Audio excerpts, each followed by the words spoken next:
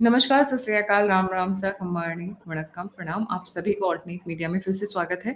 मैं आपकी होस्ट गायत्री देवी। हमारे साथ जुड़े हुए डॉक्टर अविनाश सिंह, की फैक्ट यूट्यूब चैनल से, an IITian, an engineer and YouTuber by choice. अब आजकल बहुत मजेदार बातें चल रही हैं, तो मैंने कहा अविनाश भाई को लाया जाए, उनकी पर्सपेक्टिव को समझा जाए। आज एक वीडियो आया है जिसको लेके बवाल मच गया है। संजय राउत ने बहुत बढ़िया भाषा का इस्तेमाल करते हुए कुछ ऐसी बातें कही हैं जो मुझे लगा कि शायद पहले व्यूअर्स को सुनवा देती हूँ, दिखा देती हूँ, और उसके बाद आगे बढ़ते हैं कि ये आलम क्या है इनके दर्द का। Here on the screen. Balasaheb ठाकरेंनी आम्हाला मुलासारखं वाढवलं सगळ्यांना. उद्धव ठाकरेंनी आमच्यावरती सातत्यानं भावासारखं प्रेम केलं. हे साले भोसडीचे लोक कोण जात आहेत हे नाही, दोन कट मत करना. ये लोग जो है बेईमान लोग है, ये बेईमान है और बेईमानी उनके खून में है. ज्याला शिवसैनिकाच्या भाषेत गांडूगिरी म्हणतात. नादान. आज हम बात करने वाले हैं कि शिवसेना का हाल बेहाल हो रखा है और किस तरीके से ऑपरेशन लोटस चारों तरफ फैल चुका है इस वक्त। अविनाश भाई, very warm welcome on the show. Sanjay Raut बड़े ही परेशान और बड़े घमासान वाले मूड में चल रहे हैं। Over to you. नमस्कार गायत्री मैम और सभी दर्शकों को मेरा नमस्कार प्रणाम। देखिए, संजय राउत जैसा पॉलिटिकल आदमी अगर किसी पार्टी में हो और उस पार्टी के सबसे बड़े नेता का सबसे खास व्यक्ति हो, या जिसके पास ममता बनर्जी जैसा भतीजा, ममता बनर्जी के पास अभिषेक बनर्जी जैसा भतीजा हो, जिसके पास लालू जैसा बेटा हो, उसको राजनीति में बहुत कुछ करने की जरूरत नहीं है। आप राहुल गांधी के संदर्भ में भी समझ सकते हैं इस बात, ठीक है। उसको बहुत कुछ करने की जरूरत नहीं होती है। क्यों नहीं करने की जरूरत होती? क्योंकि बाकी सारा काम ये लोग खुद ही कर देते हैं ना।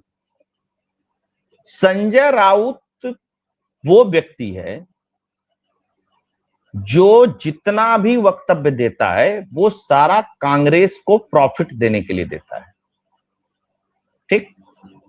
संजय राउत को पहले शिवसेना में संजय राउत है उससे समझने से पहले थोड़ा बैकग्राउंड में भी समझिए ना संजय राउत को। संजय राउत ने अभी 4 दिन पहले क्या बयान दिया कि ममता बनर्जी को कांग्रेस में विलय कर लेना चाहिए।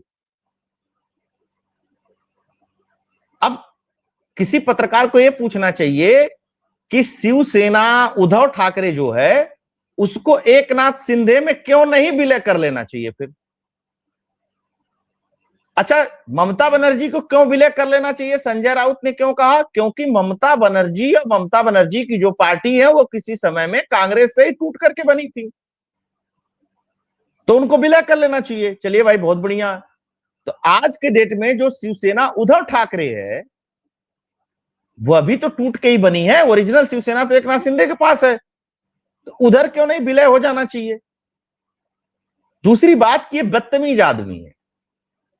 जैसे एक होता है ना पॉलिटिक्स में कि चलो ठीक है कोई बात नहीं, आदमी बोलता है, अपनी बात कहता है, जोर जोर से कहता है, तेजी तेजी से कहता है, ये बदतमीज है। आप अपने ही सांसदों को गाली दे रहे हो और मां की गाली दे रहे हो। इस गाली का क्या मतलब होता है? ये गाली सीधे मां को दी जाती है। जो गाली वो दिया हम बोल भी नहीं सकते उस गाली। अच्छा चलो भाई, एक दिन पहले क्या कह रहा था कि हमारे सारे नेता 14 तारीख के मीटिंग में थे।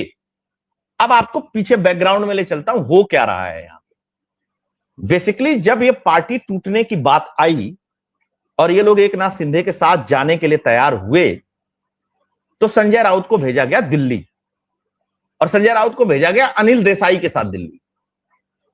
अनिल देसाई भी इनके एक सांसद हैं और अनिल देसाई वो व्यक्ति है जो प्रधानमंत्री नरेंद्र मोदी के लिए जो काम अमित शाह करते हैं वो काम वो करते हैं शिवसेना में उद्धव ठाकरे के लिए, ठीक। मतलब पीछे पर्दे के पीछे वाला सारा काम मैनेज करना। ये दोनों आए और इन्होंने क्या किया, ये गए अपने सांसदों के बंगले पर। जानती हैं आप, राज्यसभा या लोकसभा के सांसद हो, सबको दिल्ली में बंगले या फ्लैट अलॉट है। ये वहां गए, वहां पे नौकर चाकर मिले, इनके सांसद नहीं मिले। ये लोग वेट किए, इंतजार किए उनका। ये लोग अपने लोग लगाए कि जैसे ही वो आते हैं बंगले पर वैसे ही तुम फोन करना ठीक, वो कोई नहीं आया क्योंकि वो सारे लोग एक नाथ शिंदे के बेटे जो सांसद हैं उनके साथ दिल्ली के एक 5 सितारा होटल में 3 दिन से बैठे हुए हैं, आराम से वहां पर खाना पीना खा रहे हैं, मौज कर रहे हैं, आराम कर रहे हैं, समझिएगा।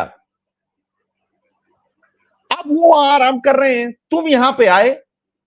अब ये उद्धव ठाकरे से एक आके दोनों आए होंगे ना, अरे आप उद्धव जी चिंता मत करिए, हम जाएंगे, सालों को थप्पड़ मार करके लेके आएंगे। यहां सांसद ही नहीं मिला। जब यहां सांसद ही नहीं मिला तो इसको बेचैनी हुई, और उद्धव ठाकरे ने भी उधर से कहा होगा यार संजय राउत या आदित्य ठाकरे ने कहा होगा यार संजय अंकल तुम बेकार हो, खाली भड़बड़ भड़बड़ बोलते रहते हो, तुमसे अपनी पार्टी सांसद नहीं समझते। क्योंकि संजय राउत की जिम्मेदारी थी दिल्ली में सांसदों को संभालना, अनिल देसाई की जिम्मेदारी है महाराष्ट्र के अंदर विधायकों को संभालना। संजय राउत के जितने बयान हैं वो कांग्रेस को बेनिफिट पहुंचाने वाले होते। वो दिन भर देते ना राहुल गांधी की पैरवी करता रहेगा, राहुल गांधी की बातें करता रहेगा और सबको बताता रहेगा ये क्रूर है, ये औरंगजेब है, ये फलाना है, ढिकाना है, सब करता रहेगा। इससे किसका बेनिफिट होता है? राहुल गांधी का बेनिफिट होता है। पार्टी लाइन पे वो चल करके नहीं बोलता और राहुल गांधी की बातें बोलता है। क्योंकि शिवसेना की जो आइडियोलॉजी है, मैडम इस बात को समझिएगा, शिवसेना की आइडियोलॉजी अलाइन करती है बीजेपी के साथ। शिवसेना की आइडियोलॉजी कांग्रेस के साथ कभी अलाइन करती नहीं है। फिर भी क्षेत्रीय अस्मिता के नाम पर आप एक बार शरद पवार के साथ चले जाएं, समझ में आता है कि चलो महाराष्ट्र की बात है, महाराष्ट्रीय अस्मिता की बात है, हम शरद पवार के साथ हैं। लेकिन कांग्रेस के साथ तो कोई नहीं। बाला साहब ठाकरे ने खुद ही कहा था कि कांग्रेस के साथ जिस दिन जाना होगा उस दिन मैं अपना शटर गिरा दूंगा, दुकान बंद कर दूंगा। यही शब्द थे बाला साहब के कि मैं अपनी दुकान बंद कर दूंगा। तुम उधर चले गए, चलो वो सब कोई बात नहीं। संजय राउत की प्रॉब्लम यह है कि संजय राउत चाहता है कि मैं कितनी बटरिंग कर दूं राहुल गांधी की कि राहुल गांधी मुझे राज्यसभा भेज दें, है ना। अब पवन खेड़ा के जाने के बाद ये बटरिंग कांग्रेस और कांग्रेस के चाहने वालों में और ज्यादा बढ़ गई है कि जितना मोदी को गाली दोगे, राज्यसभा जाने का जो स्कोर है, जब उस पर टिक मार्क लगेगा तो वो इजी हो जाएगा। अब फिर घूम करके आइए उसी चीज को। ये सांसद क्यों जाना चाहते हैं? ये सांसद इसलिए जाना चाहते हैं कि बंगाल रिजल्ट के बाद इन सांसदों को समझ में आ गया कि भारत में मुस्लिम पॉलिटिक्स का द एंड हो चुका है। और ये सिर्फ बंगाल नहीं, ये आसाम के संदर्भ में भी है। बंगाल में अगर आप 28-30% मुसलमान मानती हैं और 35% मुस्लिम मानती हैं आप आसाम में, तो दोनों जगह लैंडस्लाइड विक्ट्री किया है भारतीय जनता पार्टी ने। अब तीसरा आप दांव समझिए, एनडीए को अपना कोई भी संशोधन विधेयक पास कराना है,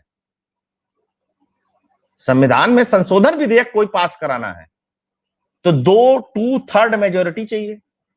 बीजेपी के पास है नहीं, एनडीए के पास भी नहीं है। ठीक, तो या तो भाई एनडीए में आ जाओ या तो बीजेपी में आ जाओ। तो बीजेपी ने कहा कि नहीं, तुम लोग अपनी एक पार्टी बना लो, चाहे कुछ भी कर लो, उधर ही शामिल हो जाओ। शिवसेना के जो सांसद हैं उनको समझ में आ गया कि उद्धव के साथ जब हम लोग रहते हैं तो एक दिक्कत यार, जैसे पिछली बार तो चलिए सहानुभूति थी, पार्टी टूटी थी, ये लोग बड़े रोए गाए तो जीत गए। उद्धव ठाकरे के सांसदों को यह समझ में आता कि भैया हम तो कोर मुद्दा ही छोड़ दिए हैं, हमारा नाम ही जब शिवसैनिक है, शिवसेना है, भाई वो शिवसेना उद्धव ठाकरे है, ये शिवसेना शिंदे गुट है, मतलब ओरिजिनल मिल गई शिवसेना, चलिए ठीक है, लेकिन वो भी तो नाम उसी पे रखे हैं।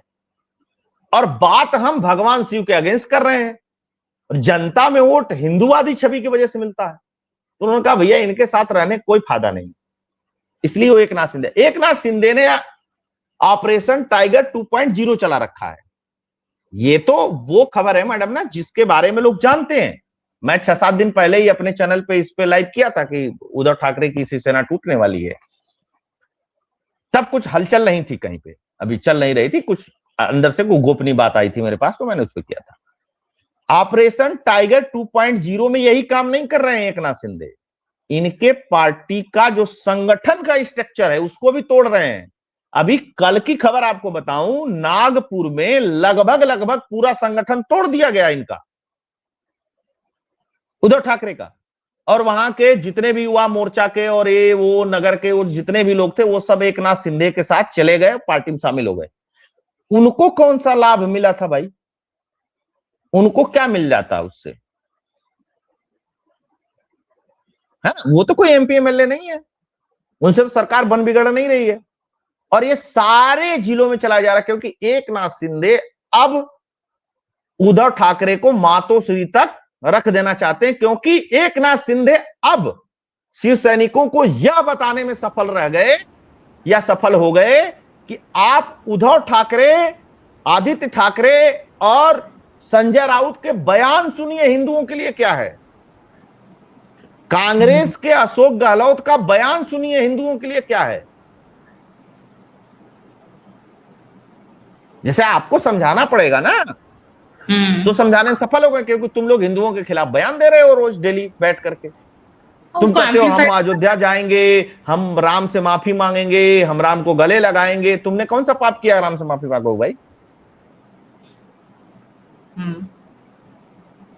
तो ये सब जो छोटे छोटे जो डॉट्स हैं, इसकी गूंज महाराष्ट्र में बहुत ज्यादा है। नेशनल मीडिया तो इसको अब पिक कर रही है, नेशनल मीडिया पे अब चलना शुरू हुआ है। तो ये एक बड़ा कारण है। और जो इनके 6 छोड़ के जा रहे हैं ना मैडम, वो जा ही रहे हैं, वो रुकने वाले नहीं है। क्योंकि आप देखिए कोई गाली ऐसी बची नहीं जो तुमने दी नहीं।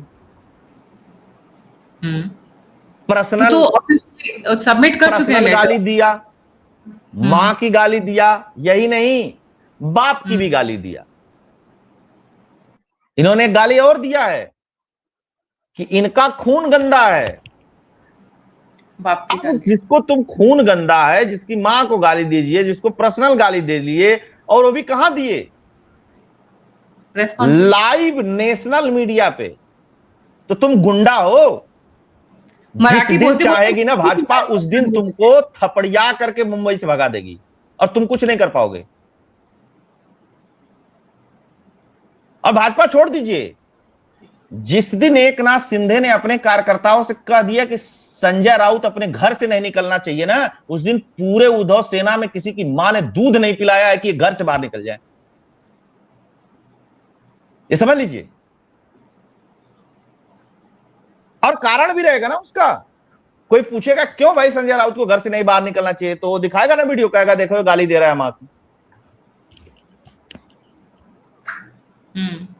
एक होता है मैडम की बात आती है कि वहां बंद कमरे में उद्धव ठाकरे ने गाली दिया या संजय राउत ने गाली दिया, तो उसपे लीपापोती हो जाती है। नहीं नहीं, गाली नहीं दिया था, उसने ये बात बोली थी, उसने ऐसे बात बोली थी, उसने वैसे बात बोली थी, ये गलत है। तो डॉक्टरेट वीडियो है, तो एआई वीडियो है, जैसे भगवंत मान का चल रहा है कि नहीं नहीं हमने छीटा नहीं मारा गुरुओं के चित्र पे शराब का, एआई वीडियो है। वो भले जांच में कुछ भी आया तो कहने के लिए है ना।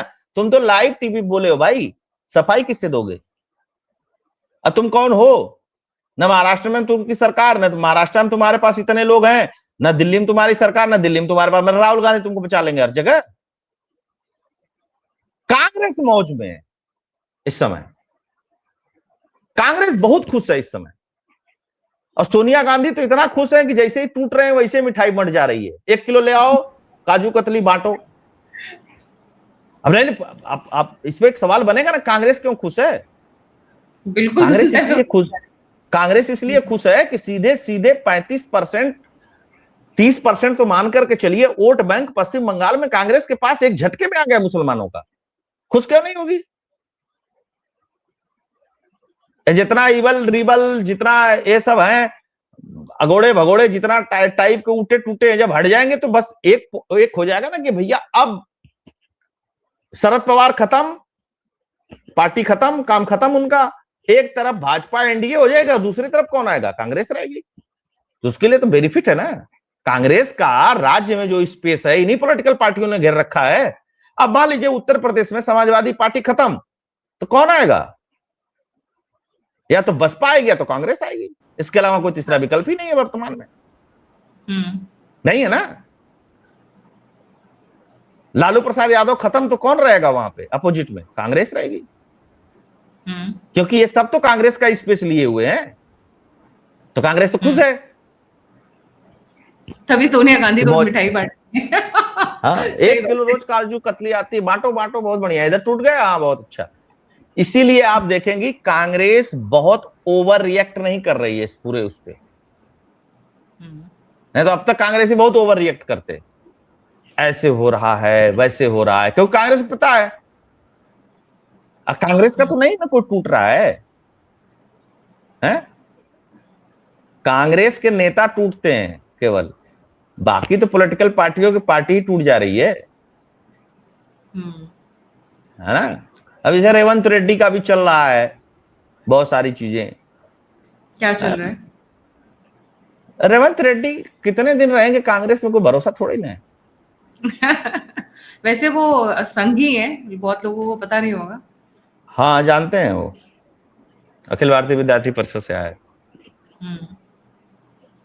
वही नहीं है, मीनाक्षी नटराजन को खा गया वो अकेले ही बंदा।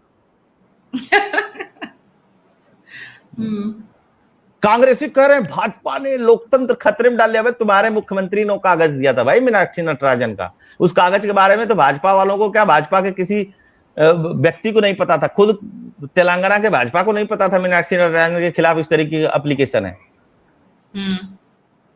तब और क्यों दिया था? क्योंकि मीनाक्षी नटराजन जब वहां पे स्टेट सचिव थी वहां पे, तो मारो दाएं बाएं करती थी उसके खिलाफ, ये घोटाला हो गया वो घोटाला होगा, बहुत दाएं बाएं कर रही थी, बहुत दाएं बाएं कर रही थी। बस उसको मौका मिल गया, उसने फाइल भाजपाइयों को भेज दी, भाजपाई चढ़ बैठे, ओ इसका जिक्र नहीं है।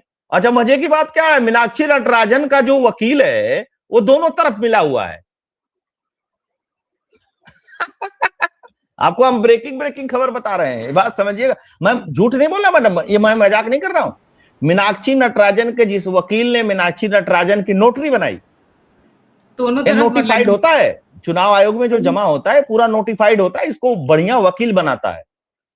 तो उसी वकील ने कहा अरे मैडम ये तो छोटी मोटी चीज है, इसको डालने की क्या जरूरत है। नहीं तो आप बताइए, कोई पागल व्यक्ति है मीनाक्षी नटराजन, कोई इतना सीनियर पार्लियामेंट्रियन है वो, कोई ऐसी थोड़ी ना, एक लाइन ही तो लिखना था कि भैया ये भी केस हमारे चल रहा है। अब बताइए कौन सी छुपाने वाली बात थी, आप बताइए ना भाई। सब लोग लिखते हैं, जिसके पास 150 केस है, 100 केस है, 90 केस है, सब मेंशन होता है। मीनाक्षी नटराजन को तो एक लाइन मेंशन करना था, भैया इस थाने में ये एप्लीकेशन नंबर है, ये चीजें, ये फाइल चल रही है, बात खत्म हो जाती। इतना ही तो करना था ना। लेकिन जो केस 2022 का था 24 में खत्म हो गया, 25 में फिर से कोर्ट में जाकर के अपील हुई, उसके बारे में भाजपाइयों को कैसे पता है? क्योंकि यह भाजपा वर्से कांग्रेस का केस नहीं है, ये कांग्रेस वर्से कांग्रेस का केस है। जिसने केस किया वो भी कांग्रेसी, मीनाक्षी नटराजन भी कांग्रेसी, कांग्रेस का मुख्यमंत्री वहां पे, और फाइल भी कांग्रेसी ने पहुंचा दी। तो एक केस तो हो गया इनका, क्या बोलते हैं, उद्धव ठाकरे का, ठीक है। एक केस आप अभी जो बता रहे हो वो भी हो गया। अब आते थोड़ा शरद पवार की तरफ। शरद पवार वहां पर भी ऑपरेशन लोटस बड़ी तेजी से चल रहा है। शरद पवार के यहाँ देखिए, शरद पवार के यहाँ एक बड़ी समस्या है। शरद पवार के जो बचे खुचे लोग हैं वो जाएंगे कहां? उनको कोई लेने को तैयार नहीं तो टूटने को तैयार हैं। तो कांग्रेस क्यों नहीं ले रही है उन्हें? कांग्रेस को तो लपक लेना चाहिए इसमें। तो कांग्रेस लेके क्या फायदा होगा? कांग्रेस साथ जाकर क्या फायदा होगा? गजब बात कर रही हैं आप। शरद पवार के पार्टी के सांसद विधायक कांग्रेस में जाते हैं तो क्या फायदा होगा उन विधायकों सांसदों का? उनका तो फायदा तब है जब एनसीपी का जो दूसरा ग्रुप है सुचित्रा पवार वाला, उसके साथ जाएं, या एकनाथ शिंदे एक्सेप्ट कर लें, या भाजपा एक्सेप्ट कर ले।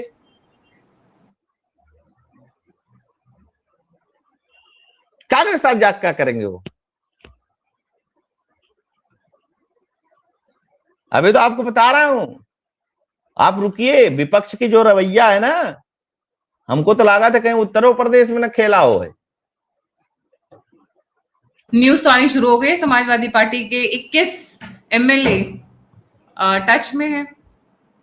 नहीं एमएलए नहीं, मैं आपको बता रहा हूं 32 एमपी है उनके पास, 32 या 31 या 32 एमपी है उनके पास, बाकी तो 6 कांग्रेसी हैं।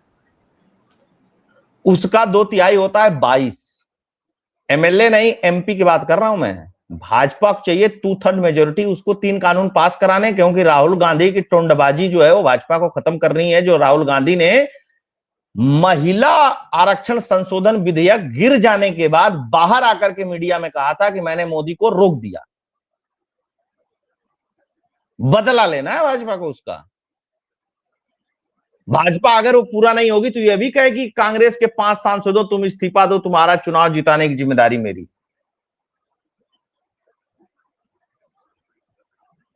देखो भाई, एक बार मैं बता दूं, मोदी को टोंडबाजी करके चले जाओ,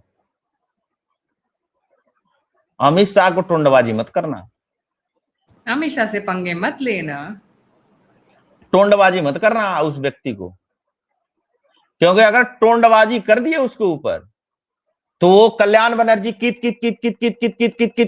कितना हुआ, 400 नहीं 240 खत्म। तब अमित शाह ने क्या कहा था कि आज इस मुद्दे पर चर्चा हो रही, उस मुद्दे पर बात करो, इस बात का जवाब देने के लिए हम पश्चिम बंगाल आएंगे। 2014 1 दिसंबर 2014 की वो रैली अमित शाह की याद करिएगा, जब ममता बनर्जी ने कहा था कि अमित शाह कौन, तो अमित शाह ने कहा था कि मैं अमित शाह भाजपा का एक छोटा सा कार्यकर्ता, ममता बनर्जी को बंगाल की धरती से, तृणमूल को बंगाल की धरती से उखाड़ फेंकने के लिए आया हूं। 2024 में कहा था या 14 में कहा था? 24 में कहा था। 2014 1 दिसंबर 2014 डेट भी मैं बता रहा हूं आपको, है ना। तो जिसे एक होता है कि आपने बोल दिया, बात आई गई हो गई, भैया वो बात आई गई वाला व्यक्ति नहीं है ना, वो बात आई गई नहीं। इसे अमित शाह हल्के में भी नहीं बोलते हैं, ये भी बात है। जैसे हल्के में कोई चीज बोल करके नहीं निकलते हैं गोल गोल घुमा करके, जो व्यक्ति बोलता है वो बहुत सीधे सपाट स्पष्ट बोलता है। लेकिन आप चिढ़ा उड़ा दिए हैं तो फिर तो आप समझ लीजिए कि गए काम से, फिर तो जो करना होगा वो होगा। कई बार चढ़ा दिए ना, एक बार नहीं हुआ, कई बार हो गया। आप देखिए ना, अभिषेक बनर्जी, कल्याण बनर्जी, ममता बनर्जी और प्रेसिडेंट मुर्मू के साथ बदतमीजी कि उनको जिस वॉशरूम में जा रही है वहां पानी और टिश्यूज ही नहीं है। मतलब लाइन लिस्ट है पूरी, एक नहीं है, कई है, बहुत बार ललकार दिया उन्होंने। हाँ तो पॉलिटिकली जिसने कहा उसका पॉलिटिकली लड़ाई चलती है, लेकिन जिसने डायरेक्ट चैलेंज किया तो पूरा पार्टी खत्म कर दिया, काम खत्म। लो भैया, तो अभी अब टीएमसी के बारे में तो हम बहुत बातें करते रहे हैं, उधर इनके साथ हो गया। अब समाजवादी पार्टी का बताइए कुछ, अंदर क्या क्या चल रहा है? आपने बताया कि 32 MP है इनके, क्या कहानी चल रही है अंदर? हाँ तो 2/3 का मतलब 67%, 66.66 का मतलब हो गया कि लगभग आप मान के चलिए 22 MP चाहिए। अब भाजपा को 364 चाहिए सदन में, 318 तक तो पहुंच गए हैं ये लोग। 318 तक तो पहुंच ही गए टीएमसी वाले मिला के। 318 प्लस 22 कहां से? अच्छा इधर से, डीएमके के। अच्छा डीएमके कहां से भूल गई मैं। ओके, डीएमके वाले तो कह रहे हैं कि तुम मोदी कानून लाओ यार, सब हम लोग पास कराएंगे। पीठ पे खंजर घोप दिया है राहुल गांधी ने हमारे। 340 तो अभी इनको चाहिए, 22 और चाहिए, अभी 360 तक चाहिए ना, 360-62। हाँ तो अभी तो अंताक्षरी शुरू हुई है ना, अभी अंताक्षरी शुरू हुई है। हाँ, शुरू करो अंताक्षरी लेके हरि का नाम, समय बिताने के लिए करना है कुछ काम। तो यहाँ है बिल पास कराने के लिए तोड़ने हैं सांसद, थोड़ा सा बदल दीजिए, थोड़ा सा बदल दीजिए। हाँ तो समाजवादी पार्टी के बिना भी काम नहीं चलेगा इनका, चाहिए वहां से भी, तभी होगा ये 360 का आंकड़ा, नहीं तो नहीं होगा। बड़ी भाई बहुत तिकड़म लगानी पड़ रही है इस बार। टीएमसी से लेकर आ गए, ठीक है, उधर ठाकरे के लेकर आ गए। आई एम श्योर इनके शरद पवार वाले कैंप से भी बहुत सारे 18 नहीं होंगे मैडम, देखिए 20 तो टीएमसी से आए, 350 पार हो गए हैं, नंबर बढ़ जाता है। 350 पार हो गए हैं लोग। नंबर रोज बदल रहा है अविनाश भाई, मतलब नंबर बदल रहा है, तो मैं उस नंबर को पूरा मान कर ये कह रही हूँ कि अभी भी, क्योंकि अभी ये लोग भी मान करके चल रहे हैं कि डीएमके धोखेबाज हैं, सब पता नहीं देंगे कि नहीं देंगे, बाद में हम दिक्कत न कर दें, फ्लिप कर सकते हैं। हाँ, तो ये सब पूरा कर देंगे। अभी तो झारखंड में भी बवाल हो सकता है, अभी तो आज 17 न कल होगा। 360 की जरूरत है तो अमित शाह 400 की तैयारी करके बैठेंगे पुख्ता, कि भैया 10-20 इधर उधर भी हो तो हम कंफर्टेबल मार्जिन पे हैं। तो झारखंड में क्या बवाल हो सकता है? झारखंड में राज्यसभा चुनाव है, कल शायद वोटिंग है 18 को। हाँ, 18 को। वहां पे एक तो वहां रेड्डी पे साहब लड़ रहे हैं तेलंगाना के। पर मैंने सुना निकाल के बीजेपी वाला जा रहा है हाँ, राज्यसभा। सुना तो ये कि राज्यसभा बीजेपी, में भी तो चाहिए। हाँ तो वही राज्यसभा का ही तो सीट निकाल रही है बीजेपी, डिस्पाइट द फैक्ट कि वहां पे नंबर्स नहीं है उनके पास। हाँ, नंबर नहीं उनके पास, तो अब पहली बार अपने विधायकों को लेकर के भाजपा होटल गई है। ओके, तो इस हाँ, बार लगे अगर हुए। वो व्यक्ति बहुत पैसे वाला है और वो कई सारी पॉलिटिकल पार्टियों से राज्यसभा सांसद रहा है, वो व्यक्ति वाईएसआरसीपी से रहा है और भी कई सारे पॉलिटिकल पार्टियों से रहा है, तो वह व्यक्ति तो उतरा है। और उतरते ही वो जब झारखंड में लैंड किया तो किससे मिलने गया वो व्यक्ति? हेमंत सोरेन से, सीधे मुख्यमंत्री ऑफिस। और जब मुख्यमंत्री ऑफिस से निकला तो पत्रकारों ने उससे पूछा कि सर क्या बात हुई? नहीं, पत्रकारों ने जैसे वो निकला, शीशा नीचे हुआ, पत्रकार माइक भी नहीं लगा पाए, तो उसने कहा राज्यसभा की कोई बात नहीं हुई। बड़ा नौटंकी चल रही है राजनीति में। तो मतलब क्या तुम हेमंत सोरेन को देखने गए थे, राज्यसभा की बात नहीं हुई तो? नहीं, मजेदार है ना, टीएमसी खत्म, शिवसेना खत्म, NCP will and with Sharad Pawar, DMK का तो टीवीके ने काम तमाम कर दिया है, देखिए कभी वापस आ पाते हैं नहीं आ पाते।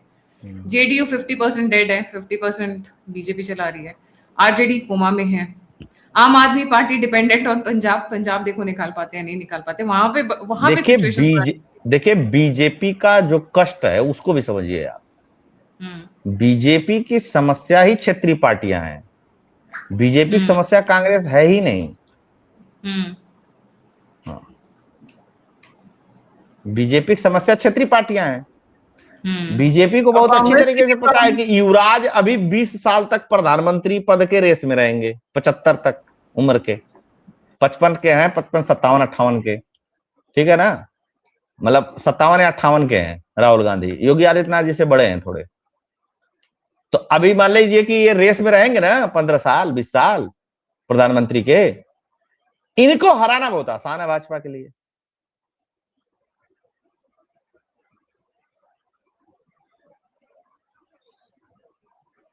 और कांग्रेस इस बात के लिए खुश है कि हमारा वोट शेयर तो बढ़ेगा कम से कम यार, इसी बहाने उम्मीद तो रहेगी, हम रहेंगे तो मुख्य विपक्षी दल।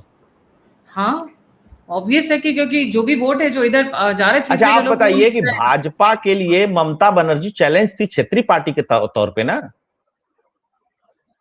है? कांग्रेस तो चैलेंज थी नहीं। उत्तर प्रदेश में कांग्रेस चैलेंज है नहीं, यहां समाजवादी पार्टी चैलेंज है भाजपा के लिए। बिहार में लालू प्रसाद यादव की पार्टी भाजपा के लिए चैलेंज थी। महाराष्ट्र में शिवसेना और शरद पवार की पार्टी चैलेंज थी,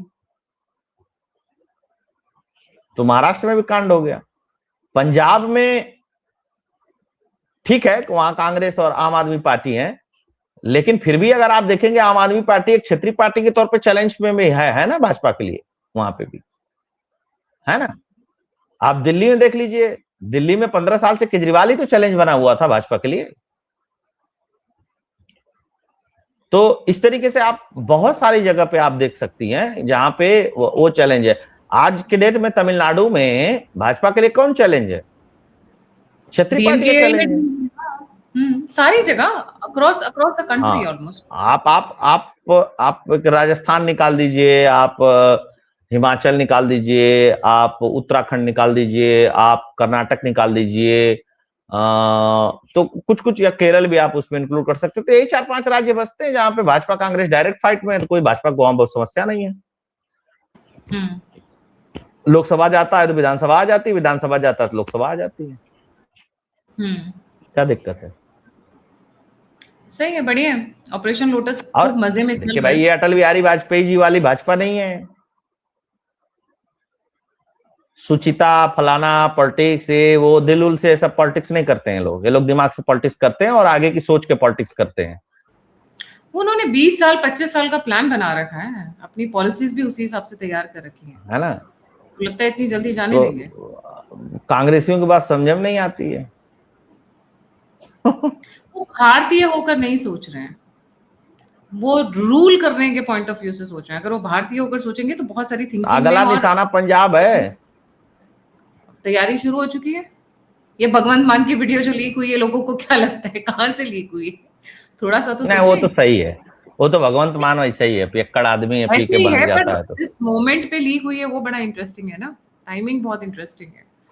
इसमें भाजपा का रोल नहीं मैडम, इसमें भाजपा का रोल फायदा भाजपा उठाएगी इसका, वही तो कह रहे हैं अभी जो लीक। लेकिन भाजपा जो काम की है ना पश्चिम पंजाब में जो काम कर रही है वो बहुत जबरदस्त है। भाजपा अकाली वकाली के साथ गठबंधन नहीं करने जा रही, मुझे नहीं लगता ना। अकेले लड़ेंगे सारे 117 सीट। आ चुका है, ऑफिशियल आ चुका है कि वो 117 सीटों पे अकेले लड़ेंगे। कहीं गठबंधन नहीं करने वाले हैं। सब बिट्टू को मंत्री नहीं बनाया, राज्यसभा नहीं भेजे, बिट्टू ये सब मैदान में उतर जाएंगे इस बार। और मौका बहुत बढ़िया है भगवंत मान को धड़ के लपेटने के लिए, है ना। और राहुल गांधी 4-5 रैली हो जाएगी, काम हो जाएगा बढ़िया।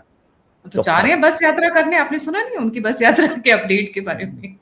निकल रहे हो बस यात्रा? राहुल गांधी की मैं कह रहा हूँ, राहुल गांधी 4-5 यात्रा हुई पंजाब में, भाजपा का फायदा हो जाएगा। तो निकल, उन्होंने आपकी सोच से पहले उन्होंने वो विश ग्रांट कर दिए, वो बस यात्रा करने जा रहे हैं इस बार। हमको तो लगता है कभी कभी भाजपा वाले पीछे फीड कर देते हैं, राहुल गांधी की यात्रा कराओ यार, मजा नहीं आ रहा, मनोरंजन हो थोड़ा। बिल्कुल बिल्कुल। बट ये ऑपरेशन लोटस 400 पार इस बार लग रहा है कि 400 पार ले जाने की कोशिश है, क्योंकि 360 अमित शाह की स्ट्रैटेजी ऑपरेशन टाइगर है, ये ऑपरेशन टाइगर है, इसको लोटस मत कहिए। एक नाथ शिंदे वाले ग्रुप वाले कर रहे हैं, हम मेहनत कर रहे हैं, भाजपा वाले बजा रहे हैं। अरे कौन सी बात हुई? नहीं, मैं सिर्फ उनकी बात नहीं कर रही हूँ, मैं बात कर रही हूँ डीएमके भी है, मैं बात कर रही हूँ शरद पवार की भी है, मैं बात कर रही हूँ उधर समाजवादी पार्टी में भी। तो ये मान के चलिए अमित शाह 400 करेंगे। नहीं, अभी भी आप नहीं समझी। जैसे शरद पवार की पार्टी टूटी तो क्या बना, शरद पवार की ही ओरिजिनल पार्टी का एक एक्सटेंशन बना, वो एनडीए का पार्ट है। ठीक है ना। इसको आप बोलिए ऑपरेशन श्रद्धांजलि, लोटस मत बोलिए। लोटस तो तब होता ना जब ये सब भाजपा में शामिल हो जाते। ममता बनर्जी की टीएमसी भाजपा में नहीं शामिल हुई। एक मोटिवेशनल स्पीकर और मैथ का मास्टर है, हस्बैंड वाइफ ने एक पॉलिटिकल पार्टी बनाई थी, पश्चिम बंगाल के हावड़ा में रजिस्टर्ड थी। उस पॉलिटिकल पार्टी ने एक चुनाव लड़ा जिसमें 800 मिला, बंगाल में लड़ा 400 वोट मिला, सांसद विधायक नहीं वोट मिला। ठीक, असम में भी तो लड़े थे। हाँ, तो ऐसे 200-300 वोट वाले हैं वो। और दोनों क्या है, पढ़े लिखे हैं। उन्होंने पॉलिटिकल पार्टी रजिस्टर करा करके छोड़ दिया था। हावड़ा में रजिस्टर्ड है, बंगाल में रजिस्टर्ड है, भी समझिएगा। बहुत लोगों को लगता था पहले कि त्रिपुरा का रजिस्ट्रेशन है, नहीं नहीं नहीं, त्रिपुरा में लड़े थे चुनाव। ठीक, और उनके पास बिना प्रचार उचार किए हुए देखिए आज एमपी हो गए इतने। नहीं मैडम, आप समझती नहीं, यही सब राहु केतु ग्रहों का खेल होता है। किसी ने पूछा कि आपकी पॉलिटिकल पार्टी, अरे भैया आप तो राइज कर जाएंगे जून 2026 में। आदमी सोचेगा हमें 4 कार्यकर्ता हमारे पास है नहीं, तो राइज करने की बात कर रहा है, कहां से कर जाएंगे इसे? नहीं गुरु, आप मानिए 26 में आपका देखिए हो गया। आदमी को कोई नहीं जानता है और पार्टी में सारे चले गए। तो यहाँ भी ऑपरेशन लोटस नहीं हुआ क्योंकि फूल वालों के साथ नहीं गए वो लोग। जी, thank you so much Avinash भाई फॉर ज्वाइनिंग। जाने से पहले सभी व्यूअर्स से रिक्वेस्ट है, please don't forget to like, subscribe and share the alternate media and Avinash भाई का चैनल की फैक्ट। और अगर आप मुझे कंट्रीब्यूट करना चाहते हैं तो दिए हुए नंबर और यूपीआई पे आप मुझे सहायता कर सकते हैं।